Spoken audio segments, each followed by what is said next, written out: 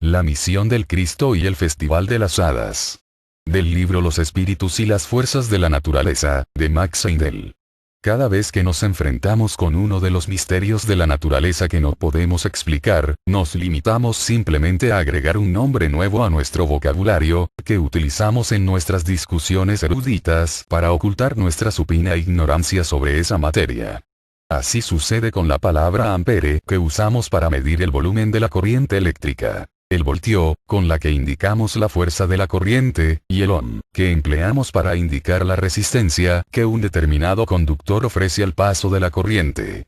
Y de esta manera, con mucho estudio de palabras y cifras, los maestros de la ciencia de la electricidad tratan de persuadirse a sí mismo y a los demás de que ya han aprendido los misterios de la fuerza evasiva que desempeña un papel tan importante en el trabajo del mundo.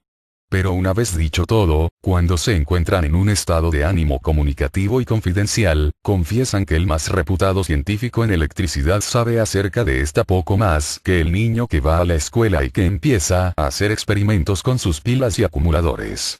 Similarmente ocurre con las demás ciencias. El mejor anatomista no es capaz de distinguir el embrión humano del camino durante mucho tiempo, y mientras el fisiólogo habla en forma erudita acerca del metabolismo, no puede dejar de admitir que los experimentos de laboratorio en los cuales trata de imitar nuestros procesos digestivos, son completamente diferentes de las transmutaciones que se producen en el laboratorio químico del cuerpo con los alimentos que ingerimos.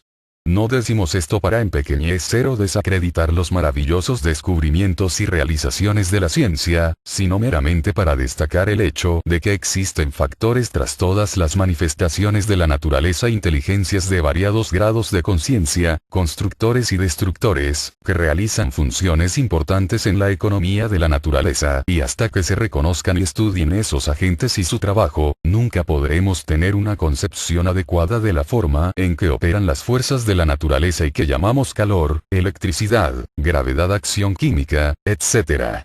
A los que han cultivado la clarividencia espiritual, es evidente que los que llamamos muertos emplean una parte de su tiempo en aprender a construir cuerpos bajo la dirección de ciertas jerarquías espirituales.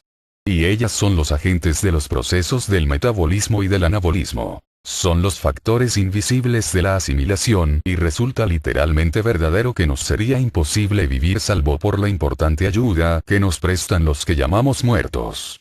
En relación con las fuerzas de la naturaleza, hemos explicado cómo el calor del sol provoca la evaporación del agua de los ríos y océanos, haciéndola así ascender a las zonas más frías del aire, donde se condensa formando las nubes, las que finalmente se encuentran tan saturadas por la humedad que vuelve a caer sobre la tierra, en forma de lluvia, para rellenar ríos y océanos y repetir el proceso indefinidamente. Todo es perfectamente simple, un proceso en movimiento perpetuo y automático. ¿Pero es eso todo?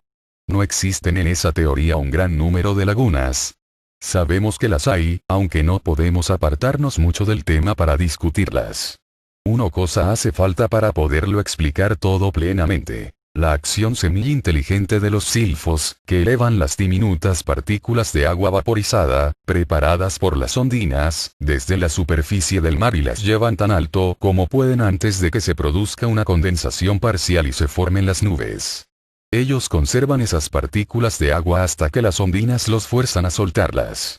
Cuando hablamos de tormentas, se trata de batallas que tienen lugar en la superficie del mar y el aire, en las cuales intervienen algunas veces las salamandras, que son las que encienden la antorcha resplandeciente del hidrógeno y del oxígeno separados, enviando sus zigzags atronadores por la negrura de la inmensidad con sus truenos, cuyas vibraciones reverberan y aclaran la atmósfera, mientras que las ondinas arrojan triunfalmente las rescatadas gotitas de agua hacia la tierra, para que puedan ser restituidas y unidas a su elemento propio.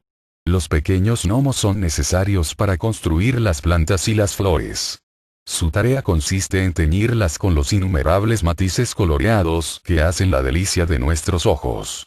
Los espíritus y las fuerzas de la naturaleza son ellos también los que cortan los cristales en todos los minerales y forman las gemas preciosas que brillan en resplandecientes diademas. Sin ellos no existiría el hierro ni el oro con que pagarlo. Se encuentran por todas partes y son más trabajadores que las mismas abejas. A la abeja, sin embargo, se le reconoce su trabajo, pero a los pequeños espíritus de la naturaleza, que desempeñan un papel tan importante en el trabajo del mundo, nadie los reconoce excepto un pequeño número de esos a quienes llamamos soñadores. En el solsticio de verano, las actividades físicas de la naturaleza alcanzan su máximo cenit. Por eso es que esa noche, la noche de San Juan, es el gran festival de las hadas y espíritus de la naturaleza, que han estado trabajando para construir el universo material, alimentando a los ganados, formando los granos y que aclaman con alegría y gratitud a la oleada de energía que constituye un instrumento para modelar las flores con su admirable variedad de formas y colores, de acuerdo con sus respectivos arquetipos, tiñéndolas con infinitos matices que constituyen a la vez la delicia y la desesperación del artista. Y en esta, la más grande de todas las noches de la estación estival, corren en alegres bandadas desde los pantanos y los bosques, desde las cañadas y los prados, al festival de las hadas. Realmente preparan y condimentan sus alimentos etéreos y después danzan en un éxtasis de alegría y contento. La alegría y el contento de haber hecho su trabajo y realizado su importante papel en la economía de la naturaleza. Aclaración. En el hemisferio sur los lectores, donde en este capítulo se dice Noche de San Juan, debe entenderse Noche de Navidad, y donde se dice Noche de Navidad será Noche de San Juan. Es un axioma de la ciencia que la naturaleza no tolera nada inútil. Los parásitos y los zánganos son una abominación. El órgano que se torna superfluo se atrofia y lo mismo pasa con el miembro o el ojo que no se emplea más. La naturaleza tiene su trabajo que hacer y exige a todos los que quieran justificar su existencia y continuar formando parte de ella, que trabajen. Esto se aplica a todos, desde la planta al planeta, al hombre, al animal y a las hadas y demás espíritus de la naturaleza. Tienen su tarea que realizar. Son entidades muy ocupadas y sus actividades constituyen la solución de muchísimos de los innumerables misterios de la naturaleza, ya explicados. Más tarde, en el solsticio de invierno, nos encontramos en el otro polo del ciclo anual, en el que los días son cortos y las noches largas. Físicamente hablando, las tinieblas envuelven al hemisferio norte, pero la oleada de luz y vida espirituales, que constituirán la base del crecimiento y progreso del mismo año, se encuentran ahora en su máxima potencia y tensión. En la noche de Navidad, durante el solsticio de invierno, cuando el signo celestial de la Virgen Inmaculada se eleva en el horizonte oriental a medianoche, nace el sol del nuevo año para salvar a la humanidad del frío y del hambre que se producirían de faltar su luz.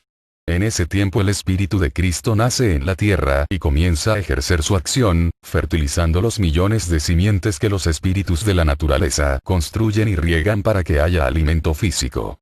Pero no solo de pan vive el hombre.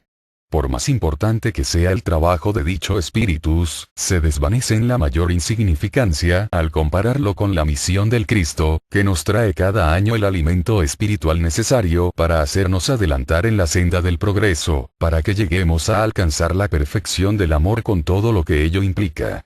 Del libro Los espíritus y las fuerzas de la naturaleza, de Max Heindel.